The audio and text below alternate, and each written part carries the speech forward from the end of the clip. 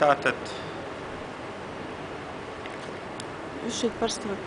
šodien notiek SIA Global Fashion Group kreditoru maksātnespējīgās SIA kreditoru sapulce, un es šajā kreditoru sapulcē pārstāvu savu klientu, slavenu ilgadēju uzņēmēju Latvijas tirgū, tā ir SIA Viada, kas nodarbojās ar naftas produktu tirdzniecību, un šī uzņēmēja sabiedrība ir palikusi manam klientam SIA Viadā parādā ļoti liela naudas summa – 360 000 latu.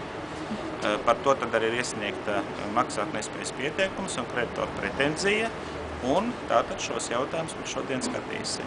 Tas ir par īpašumu īriju? Tas ir par īpašuma nomu, šeit pat blakus uz stūra tātad bija noma, bija tātad Grabinoviča kungam projekti par to, lai paplašinātu veikalu, bet visi šie projekti izrādījās tukši, māņi.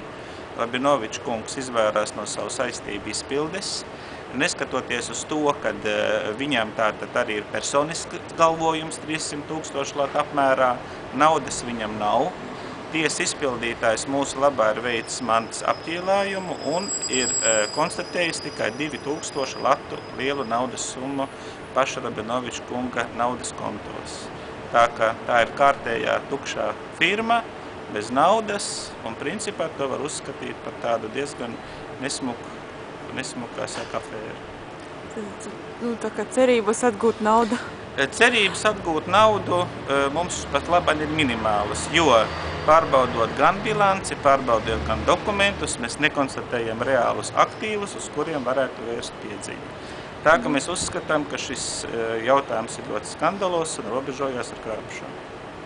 Varbūt krimināllieta kaut kādas sekos? Mēs gaidām šodienas kreditoru sapulces rezultātus. Ja Grabinoviča kungs nenāks ar reāliem, konkrētiem priekšlikumiem, lai nokārtot savus parādu saistības, protams, mēs apsvērsim arī citas iespējas, kā aizstāvēt savas tiesības.